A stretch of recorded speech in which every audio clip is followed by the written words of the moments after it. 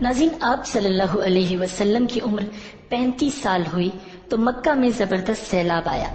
قریش نے سیلاب سے محفوظ رہنے کے لیے ایک بند بنا رکھا تھا، مگر یہ سیلاب اس قدر زبردست تھا کہ بند توڑ کر کعبے میں داخل ہو گیا۔ پانی کے زبردست ریلے اور پانی کے اندر جمع ہونے کی وجہ سے کعبے کی دیواروں میں شگاف پڑ گئے۔ اس سے پہلے ایک مرتبہ یہ دیواریں آگ لگ جانے کی وجہ سے کمزور ہو چکی تھیں، اور یہ واقعہ اس طرح ہوا تھا کہ ایک مرتبہ کوئی عورت کعبے کو دھونی دے رہی تھی کہ اس آگ میں سے ایک چنگاری اڑ کر کعبے کے پردوں تک پہنچ گئی۔ اس سے پردوں کو آگ لگ گئی اور دیواریں تک جل گئی۔ اس طرح دیواریں بہت کمزور ہو گئی تھیں۔ یہی وجہ تھی کہ سیلاب نے ان کمزور دیواروں میں شگاف کر دیے۔ ناظرین، سیدنا ابراہیم علیہ السلام نے کعبے کی جو دیواریں اٹھائی تھیں وہ 9 گز اونچی تھی، ان پر چھت نہیں تھی۔ لوگ کعبے کے لیے نذرانے وغیرہ لاتے تھے۔ یہ نذرانے کپڑے اور خوشبوئیں وغیرہ ہوتی تھی۔ کعبے کے اندر جو کنواں تھا، یہ سب نذرانے اس کنویں میں ڈال دیے جاتے تھے۔ کنواں اندرونی حصے میں دائیں طرف تھا، اس کو کعبے کا خزانہ کہا جاتا تھا۔ کعبے کے خزانے کو ایک مرتبہ ایک چور نے چرانے کی کوشش کی، چور کنویں ہی میں مر گیا۔ اس کے بعد اللہ تعالیٰ نے اس کی حفاظت کے لیے ایک سانپ کو مقرر کر دیا۔ یہ سانپ کنویں کی منڈیر پر بیٹھا رہتا تھا، کسی کو خزانے کے نزدیک نہیں آنے دیتا تھا۔ قریش بھی اس سے خوفزدہ رہتے تھے۔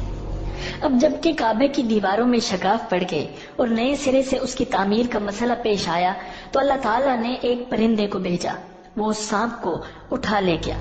یہ دیکھ کر قریش کے لوگ بہت خوش ہوئے۔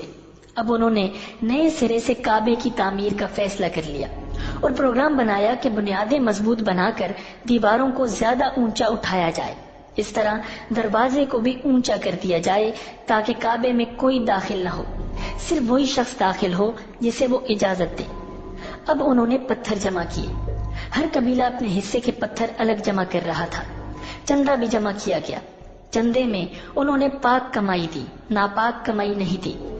مثلاً طوائفوں کی آمدنی، سود کی کمائی، دوسروں کا مال غصب کر کے حاصل کی گئی دولت چندے میں نہیں دی، اور پاک کمائی انہوں نے بلا وجہ نہیں دی تھی۔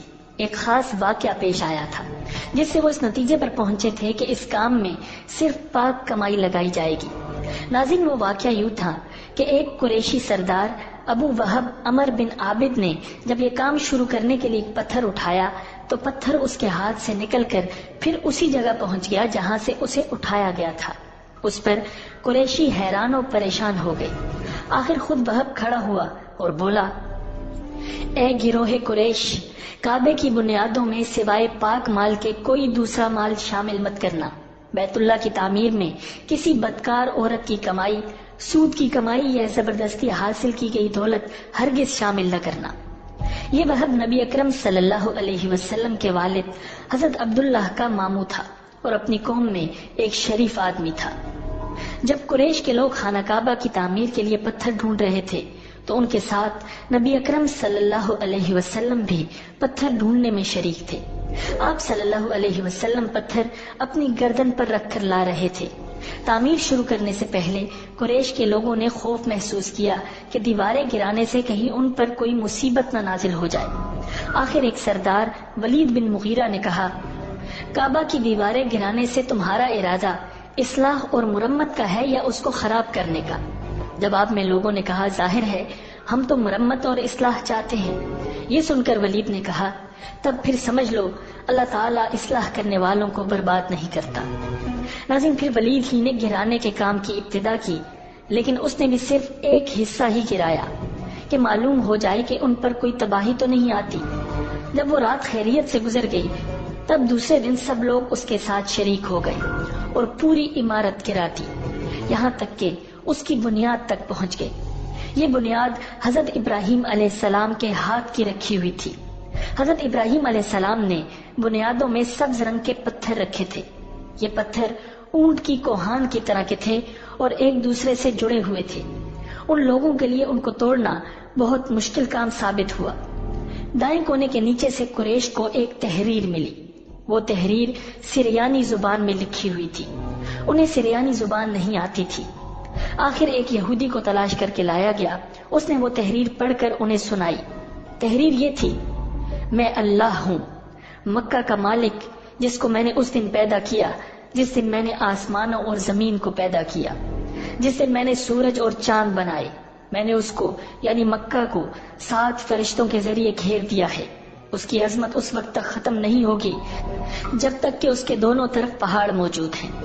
ان پہاڑوں سے مراد ایک تو ابو قیس پہاڑ ہے جو کہ صفا پہاڑی کے سامنے ہے، اور دوسرا تیکان پہاڑ ہے جو مکہ کے قریب ہے اور جس کا رخ ابو قیس پہاڑ کی طرف ہے، اور یہ شہر اپنے باشندوں کے لیے پانی اور دودھ کے لحاظ سے بہت بابرکت اور نفع والا ہے۔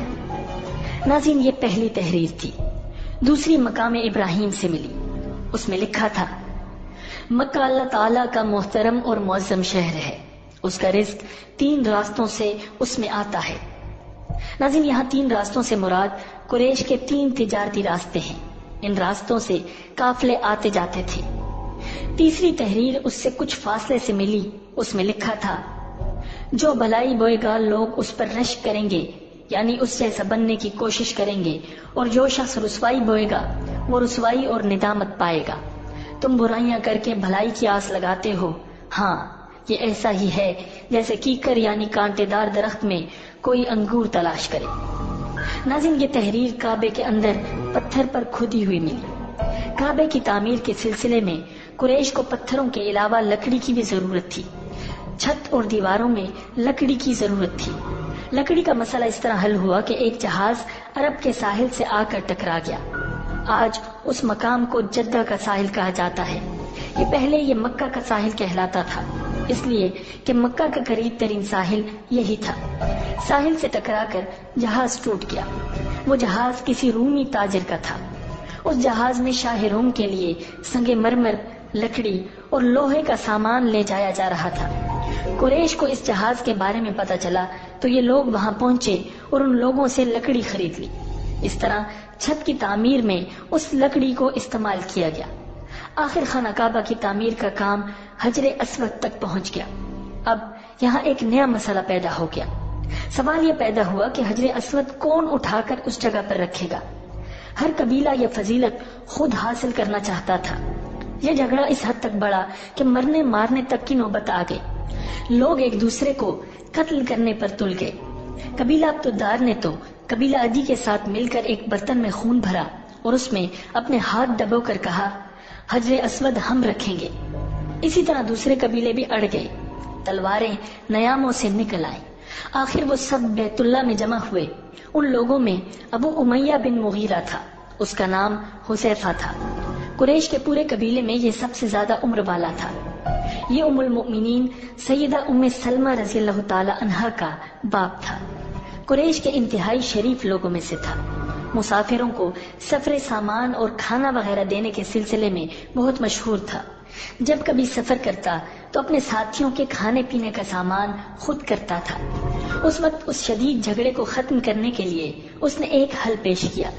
اس نے سب سے کہا، اے قریش کے لوگوں، اپنا جھگڑا ختم کرنے کے لیے تم یوں کرو کہ حرم کے صفا نامی دروازے سے جو شخص سب سے پہلے داخل ہو اس سے فیصلہ کروا لو۔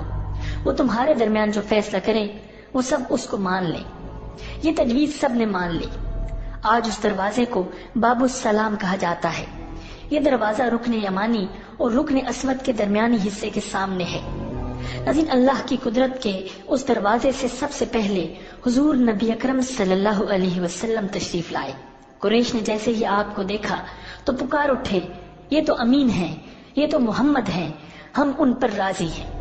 اور ان کے ایسا کہنے کی وجہ یہ تھی کہ قریش اپنے آپس کے جھگڑوں کے فیصلے آپ صلی اللہ علیہ وسلم ہی سے کرایا کرتے تھے۔ آپ صلی اللہ علیہ وسلم کسی کی بے جا حمایت نہیں کرتے تھے، نہ بلا وجہ کسی کی مخالفت کرتے تھے۔ پھر ان لوگوں نے اپنے جھگڑے کی تفصیل آپ صلی اللہ علیہ وسلم کو سنائی۔ ساری تفصیل سن کر آپ نے فرمایا، ایک چادر لے آؤ۔ وہ لوگ چادر لے آئے۔ آپ صلی اللہ علیہ وسلم نے اس چادر کو بچھایا اور اپنے دست مبارک سے حجر اسود کو اٹھا کر اس چادر پر رکھ دیا۔ اس کے بعد آپ نے ارشاد فرمایا، ہر قبیلے کے لوگ اس چادر کا ایک ایک کنارہ پکڑ لیں، پھر سب مل کر اس کو اٹھائیں۔ انہوں نے ایسا ہی کیا۔ چادر کو اٹھائے ہوئے وہ اس مقام تک آ گئے جہاں حجر اسود کو رکھنا تھا۔ اس کے بعد نبی اکرم صلی اللہ علیہ وسلم نے حجر اسود کو اٹھا کر اس کی جگہ رکھنا چاہا، لیکن عین اسی وقت ایک نجدی شخص آگے بڑھا اور تیز آواز میں بولا، بڑے تعجب کی بات ہے کہ آپ لوگوں نے ایک کم عمر نوجوان کو اپنا رہنما بنا لیا ہے، اس کی عزت افزائی میں لگ گئے ہو۔ یاد رکھو، یہ شخص سب کو گروہوں میں تقسیم کر دے گا، تم لوگوں کو پارا پارا کر دے گا۔ ناظرین، قریب تھا کہ لوگوں میں اس کی باتوں سے ایک بار پھر جھگڑا ہو جائے، لیکن پھر خود ہی انہوں نے محسوس کر لیا کہ حضور صلی اللہ علیہ وسلم نے جو فیصلہ کیا ہے وہ لڑانے والا نہیں، لڑائی ختم کرنے والا ہے۔ چنانچہ حجر اسود کو نبی اکرم صلی اللہ علیہ وسلم نے اپنے مبارک ہاتھوں سے اس کی جگہ پر رکھ دیا۔ مورخین نے لکھا ہے یہ نجدی شخص دراصل ابلیس تھا، جو اس موقع پر انسانی شکل میں آیا تھا۔ جب کعبے کی تعمیر مکمل ہو گئی تو قریش نے اپنے بتوں کو پھر سے اس میں سجا دیا۔ کعبے کی یہ تعمیر جو قریش نے کی، چوتھی تعمیر تھی۔ ناظرین، سب سے پہلے کعبے کو فرشتوں نے بنایا تھا۔ بعض صحابہ کرام نے فرمایا ہے کہ زمین و آسمان کو پیدا کرنے سے پہلے اللہ رب العزت کا عرش پانی کے اوپر تھا۔ جب عرش کو پانی پر ہونے کی وجہ سے حرکت ہوئی تو اس پر یہ کلمہ لکھا گیا، لا الہ الا اللہ محمد رسول اللہ، اللہ تعالیٰ کے سوا کوئی معبود نہیں، محمد صلی اللہ علیہ وسلم اللہ تعالیٰ کے رسول ہیں۔ اس کلمے کے لکھے جانے کے بعد عرش ساکن ہو گیا۔ پھر جب اللہ تعالیٰ نے آسمانوں اور زمین کو پیدا کرنے کا ارادہ فرمایا تو اس نے پانی پر ہوا کو بھیجا، اس سے پانی میں موجیں اٹھنے لگیں اور بخارات اٹھنے لگے۔ اللہ تعالیٰ نے ان بخارات یعنی بھاپ سے آسمان کو پیدا فرمایا۔ پھر اللہ تعالیٰ نے کعبے کی جگہ سے پانی کو ہٹا دیا، جگہ خشک ہو گئی۔ چنانچہ یہی بیت اللہ کی جگہ ساری زمین کی اصل ہے اور اس کا مرکز ہے۔ یہی خشکی بڑھتے بڑھتے 7 بر اعظم بن گئی۔ جب زمین ظاہر ہو گئی تو اس پر پہاڑ قائم کیے گئے۔ زمین پر سب سے پہلا پہاڑ ابو قیس ہے۔ پھر اللہ تعالیٰ نے فرشتوں کو حکم فرمایا، زمین پر میرے نام کا ایک گھر بناؤ تاکہ آدم کی اولاد اس گھر کے ذریعے میری پناہ مانگے۔ انسان اس گھر کا طواف کرے جس طرح تم نے میرے عرش کے گرد طواف کیا ہے تاکہ میں ان سے راضی ہو جاؤں۔ ناظرین، فرشتوں نے حکم کی تعمیل کی۔ پھر حضرت آدم علیہ السلام نے خانہ کعبہ کی تعمیر شروع کی۔ اس کے بعد حضرت ابراہیم علیہ السلام نے خانہ کعبہ کی تعمیر کی۔ اس طرح قریش کے ہاتھوں یہ تعمیر چوتھی بار ہوئی۔ ناظرین، امید ہے کہ آپ کو یہ ویڈیو پسند آئی ہوگی۔ نبی اکرم صلی اللہ علیہ وسلم کی حیات مبارکہ کے متعلق مستند ترین معلومات حاصل کرنے کے لیے سبسکرائب کیجیے۔